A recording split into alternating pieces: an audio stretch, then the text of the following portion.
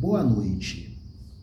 Como terminamos o último vídeo falando sobre financeirização da economia, vamos acessar um trecho de texto mais que especial deste livro, A Crise Brasileira, coletânea de artigos e demais contribuições intelectuais de professores da PUC São Paulo. Capítulo: Resgatando o potencial financeiro do país para além do ajuste fiscal. Autoria de Ladislau Dalbor. A financeirização está no centro dos debates econômicos, porque aprofunda a desigualdade e, sobretudo, porque trava o desenvolvimento econômico. Este último aspecto, o aspecto do desenvolvimento econômico, é alvo de numerosos estudos internacionais.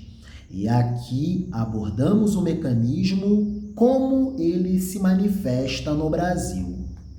Basicamente, os juros altos sobre crediários, cartões de crédito e operações de empréstimos para pessoa física travam a demanda, travam o consumo das famílias, pois, tipicamente, o comprador paga o dobro do valor do produto, endivida-se muito, comprando pouco, esterilizando o impacto de dinamização da economia pelo lado da demanda, pelo lado do consumo. Juros altos trazem diminuição do consumo das famílias. Os juros elevados para a pessoa jurídica travam, por sua vez, o investimento. Isto porque o empresário efetivamente produtivo já enfrenta a fragilidade da demanda e pode simplesmente aplicar o seu excedente financeiro na dívida pública. Como os juros são altos, o consumo das famílias se apequena. Logo, as empresas não faturam o suficiente. E o que as empresas fazem quando não estão ganhando dinheiro com suas atividades produtivas? Simples. Elas começam a aplicar o seu excedente financeiro nos títulos de dívida pública.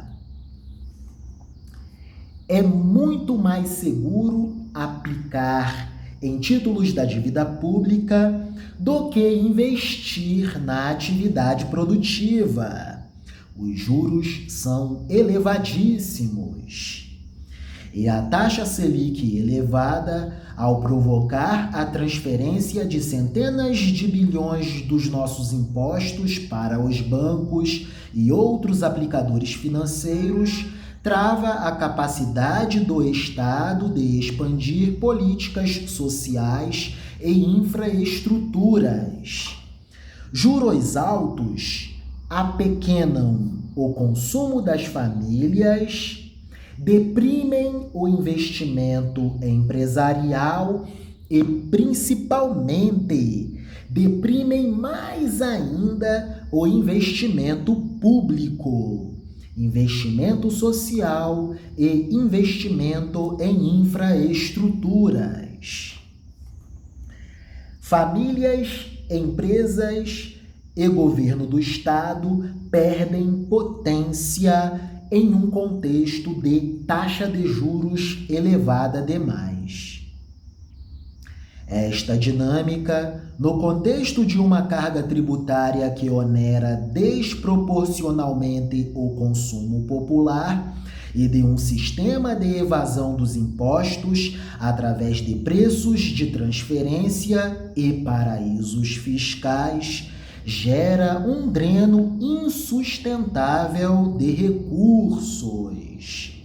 Assim, temos esta estranha situação de um produto interno bruto que estagna e de lucros financeiros que agigantam.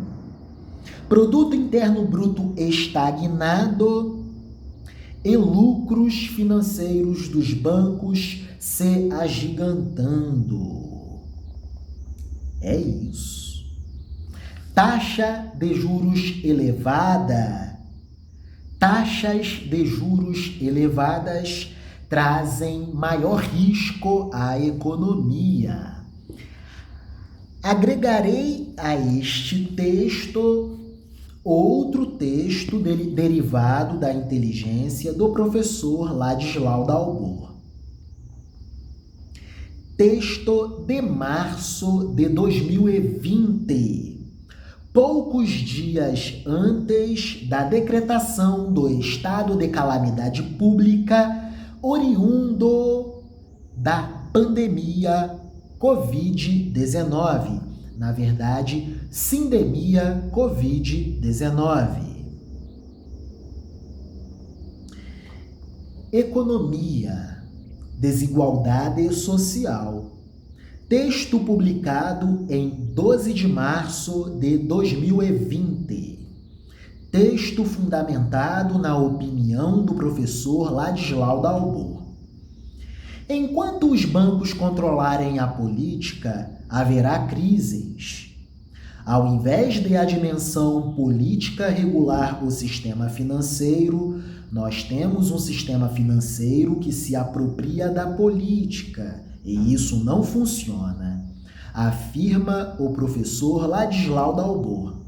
Com crises frequentes, a economia do Brasil necessita de novas perspectivas para reduzir a desigualdade social e impedir o crescimento desenfreado de fortunas financeiras privadas. Fortunas financeiras privadas que se agigantam a partir do acúmulo de rendimentos em aplicações financeiras. Lembrando que aplicações financeiras não são investimentos. Dois conceitos essencialmente diferentes. A aplicação financeira é uma coisa, investimento é outra coisa completamente diferente. A situação de crise global pega o Brasil em situação de economia estagnada, fuga de investidores do país e o desemprego que engloba cerca de 12 milhões de pessoas. Enquanto isso, no outro lado da moeda dessa situação, os 4 maiores bancos do país lucraram 81,5 bilhões de reais em 2019. Segundo Ladislau Dalbor, será preciso mudar a ordem atual das coisas em que o sistema financeiro se apropria da política, quando, na verdade, é a atividade política que deveria regular o funcionamento do sistema financeiro. Nós temos tecnologias, temos recursos financeiros, mas temos interesses que se cristalizam em grandes fortunas financeiras e também em estruturas de poder muito sólidas e conhecidas, como Wall Street e a City de Londres, que são os grandes ambientes globais de grupos financeiros especulativos. A rentabilidade desses grupos é alta, altíssima, porque o dinheiro hoje não é mais uma coisa impressa de papel pelo governo, mas sim uma coisa imaterial, um sinal magnético, símbolos de signos emitidos e criados pelos bancos comerciais. Então, perdeu-se o controle sobre o sistema financeiro, afirma o professor Ladislau Dalbor.